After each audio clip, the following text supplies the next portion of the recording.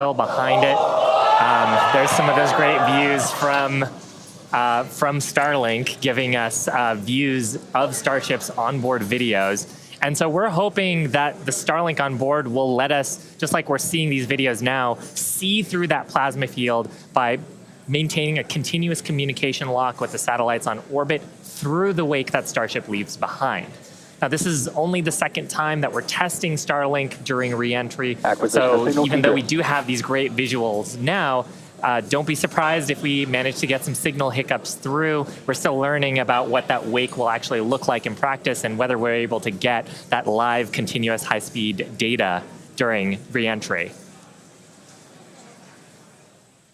Yeah, that's right. And one of the really primary reasons we want to use Starlink is to just gather as much data as possible. It's been said the data is the payload on one of these flights, where we're putting this flight hardware in a real flight environment, trying to learn about it as much as possible. Re-entry is going to be a really critical phase of flight. We really want to know how the ship's going to perform, especially that heat shield, as we're going through the hypersonic re-entry. So if something were to go wrong during this re-entry, we want as many paths as possible to collect that information, that data, just to, again, just continually feed back into the Starship program to make each flight more reliable, more successful. Acquisition signal, Mauritius.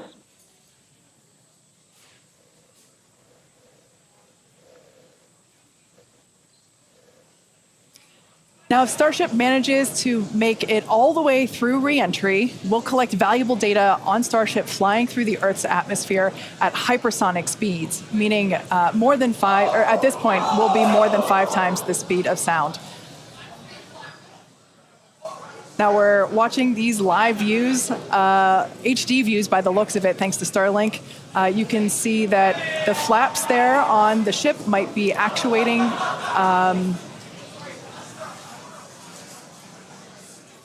Certainly some incredible visions of planet Earth behind Starship. Now, we've already validated Starship's ability to fly and land at subsonic speeds. You might recall those suborbital flights from a few years ago, and we can see those flaps there.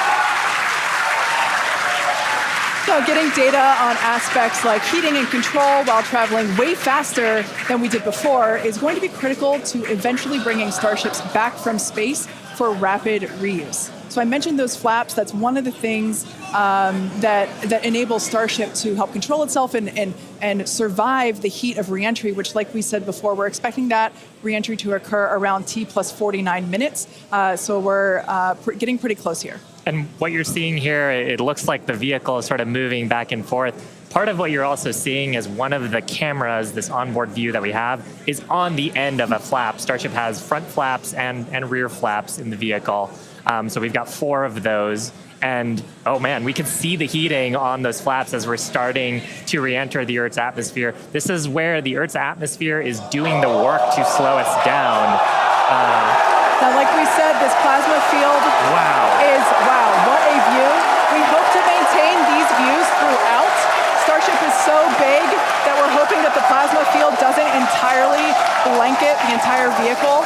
Right now, it is not. The Starlinks are Views brought to you by Starlink. Yeah, the Starlinks are still communicating and still capturing the data and the video that we see here.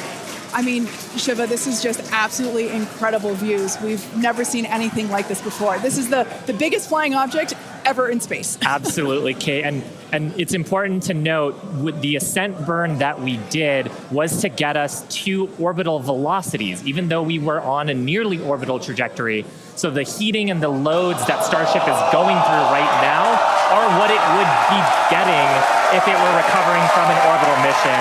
And just the fact that we have views through entry, this is incredible. Yeah. Again, this is the furthest and fastest that Starship has ever flown.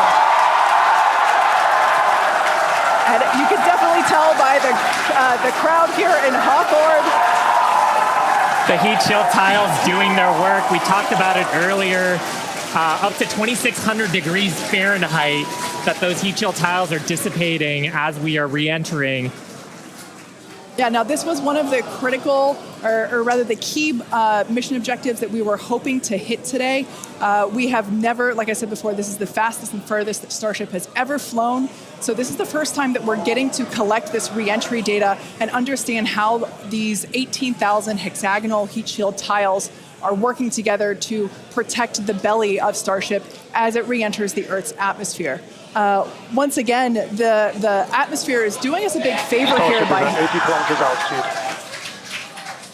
The atmosphere is actually doing us a huge favor here by acting as a braking system for Starship as it re-enters the atmosphere. And that's part of the reason why the flaps are so important. We're using the body of Starship and the drag from the atmosphere to slow us down from orbital speed, but you want the vehicle to remain stable. You want those heat shield tiles pointed down so they can absorb the heat of the Earth's atmosphere. And so that's the purpose that they are serving during the hypersonic phase and then again during the subsonic phase. Absolutely. So like we said, these views are being provided by a couple Starlink terminals that are positioned on Starship itself. As that plasma builds, we're hoping that we can bring these views back to you, but you can see the telemetry there on the right-hand side of your screen. If you watch closely, you can see the speed decelerating. Again, that's the friction of the atmosphere resulting in this plasma field, or excuse me, the blanket that is potentially blocking the Starlink terminals right now. So we'll bring those views back to you if we get them. But right now, for those of you that have recently joined, Starship is currently re-entering Earth's atmosphere. This is super exciting because it's the furthest and fastest that Starship has ever flown. It's just absolutely incredible. Major test milestone, something we wanted to accomplish on Flight 2, getting to it today. So just awesome. Now, we actually have some heat shields here. So these are what's doing all the work on Starship right now. There are 18,000 hexagonal heat shields like these. So this one that I have is flat, like this is what would be positioned on the flaps of Starship, whereas Shiva has something a little different. Yeah, the one I have would be on the curved surfaces of Starship. I'll just put it in frame here. So we've got these attached at various points around the vehicle. Like you said, Kate, 18,000 of these tiles around, and they're doing the work to make sure that the structure of the vehicle doesn't carry all that thermal load so we can recover the vehicles eventually and get to rapid reuse on them. They're really lightweight. They sound a little different than I would have expected them to, but they are ceramic. And these are what's helping Starship survive through this period of entry. We're not sure how far we're going to make it. Again, this is the furthest that we've gotten in our test flight, but the further we fly, the more data that we can get, and that's ultimately the measure of success here, which, I mean, I think today has been a huge success given where we've gone and how much further we've gotten with both the booster and Starship.